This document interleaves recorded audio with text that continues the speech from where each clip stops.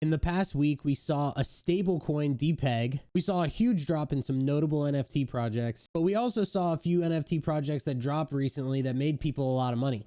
Today, we're going to go through all those things along with a huge Web 2 IP that may potentially be coming into Web 3. So if you're looking for alpha on what's next in the NFT world, you're in the right place. So to begin, USDC, which is supposed to be one of the safest stable coins, actually depegged within the past week. In this tweet, it says Silicon Valley Bank is one of the 6 banking partners Circle uses for managing the 25% portion of USDC reserves held in cash. Silicon Valley Bank is a bank where some of the cash reserves for this stablecoin that depegged were held. There was a ton of FUD about that. And when people found out that a bank was going down that had cash in it that was related to a stablecoin, everyone freaked out. This tweet from Edius Kong actually highlighted it pretty well.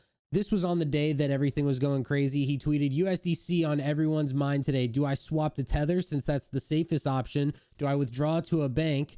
Do I swap USDC to ETH, or do I just hold? The next day he tweeted, survived every major crypto crisis since 2014 only to lose money in USDC. And I will say this from my own experience, I actually have a huge portion of my stable reserves in USDC. And when it started to depeg, I actually had a pit in my stomach, was very upset. And at the time I was just so numb. I was just like, this isn't happening. And I actually didn't do anything at all. I sat, I waited, and luckily it did end up repegging. But on Twitter, all over the place, there were a lot of people that were saying, oh, I swapped out. I took a $30,000, $40,000 loss, moving my stables out, because technically it did go down 10% and people were moving out of it because they got scared. So glad that's over, but who knows, could happen again in the future. To take a look at the overall NFT market, we have a couple things that I have to address, because there are some projects that are doing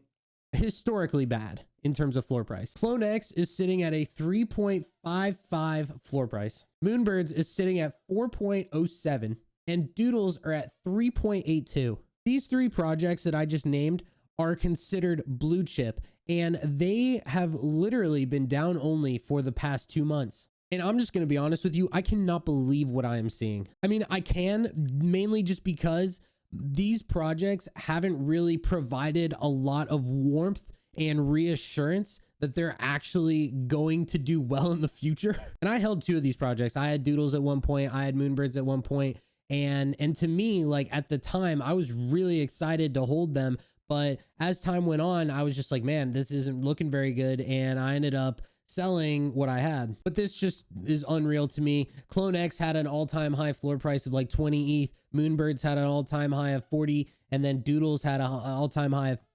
25. I've had a lot of people that have actually asked me, they've said, oh, well, what are you thinking? Is this a good buying area? And the thing is that I just don't feel comfortable holding some of these, considering how long they've been out and how little they've actually provided. Now, it's hard running an NFT project. I'm not going to say that it isn't. But once again, I just cannot believe what I'm seeing here. And it's just crazy to me that this is the state of the NFT market, where 3 former blue chip projects are trading at about 4 or under 4 ETH. It's just crazy. On a bright note, there were some projects that did mint within the past couple weeks that did pretty well. Annie Peng Supporter Club. This is a project that I actually mentioned previous videos, did a giveaway in my alpha server, Campto Labs, for Annie Peng. And this was a free mint. So this free mint went from free all the way to an all-time high of 0.835. Now it's sitting at 0.5. Mochaverse minted at 0.2.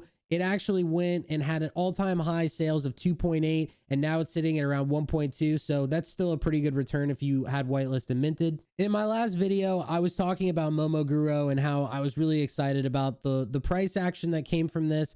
This minted at 0.22. It ran all the way to 0.95, I believe, and it slowly trickled down under mint within the past 2 weeks since it minted. And this actually really surprises me. I still think the team behind Momoguro is solid. I think that maybe some people weren't necessarily thrilled with the art. You can't really use it as a PFP because it's a full body, but I'm still interested to see what they end up doing. But seeing these under mint, it's just indicative of where we are in the market. And as I mentioned at the beginning of this video, there is a big Web 2 player with huge IP that's coming into Web 3 potentially, and that's Pokemon. Now, I'm a huge Pokemon guy. I've been into Pokemon my entire life, collect cards, still rip packs. I love it. Like, I go to Walmart, Target, grab packs. I'm always opening the new sets. I think it's awesome that Pokemon is going to be trying to step their toes into Web3. This job listing right here is for a corporate development principal. What they're looking for is total work experience of 12 years, so I may not get this job. Deep knowledge and understanding of Web3, including blockchain technologies and NFT and metaverse, deeply connected to a network of investors and entrepreneurs in the technology sectors above Web3 and metaverse. And I'll just say it right now, if Pokemon came into Web3, I would put an unbelievable amount of money into it. I think it would go absolutely crazy. Oh my God, like that opportunity would be a generational opportunity. I would be so excited for something like that. And we'll see what ends up coming from this, but I think that this is like a nice little hint that they're starting to move their way into Web3. So next, DeGods is actually going to be dropping a collection on Bitcoin. So 535 DeGods are going to be minted. I believe the mint price is 0.44 Bitcoin, which is like $10,000. A lot of people are like, oh my God, that's an absurd amount of money. But to be fair, it is the same floor price of a current DeGod that you could get on Solana right now. I do think that this is an interesting concept. Bitcoin NFTs is not necessarily something that I've discussed a lot on this channel, but it is something that I'm going to start talking about a little bit more just because I think that it is important to understand all sectors of NFTs. And I think that this is one thing that definitely makes sense to keep an eye on. And in terms of something that dropped today that I wanted to bring up, Doodles actually tweeted about gold socks. Secure a full sock collection, one of each of the 12 types by March 30th. So apparently after all this time, no tweeting, Doodles holders not exactly being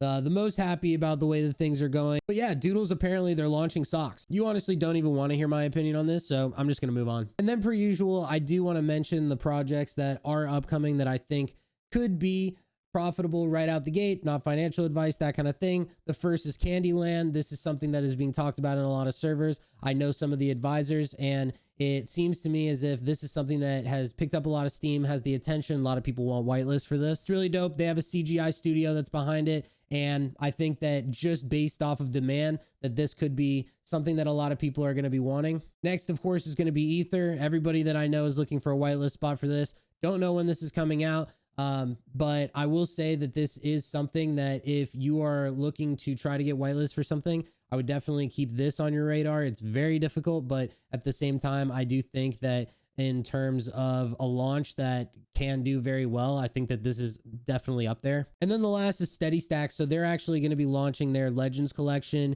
here within the next couple weeks to a month, I believe. Don't quote me on that. And Steady Stack is a project that already has they have a really solid floor of like 4.5 or something like that. And their team has managed to really provide a lot of value, and their community is really down for these guys. Even though it is a secondary collection, I know a lot of times secondary collections don't do that well, but I just have a feeling that this is probably going to be something that can break that. Once again, I don't know. We'll see. The market isn't the best. If this were a bull market or something like that, it would be a no-brainer, but I have a lot of faith in these guys, so definitely something that I'm keeping my eye on as well. So that's all from me. Hope you guys enjoyed the video today. Per usual, all the links are going to be down below. Make sure to drop a like, comment, all that kind of thing on this video. Hope you enjoy your day, and I will see you guys in the next one.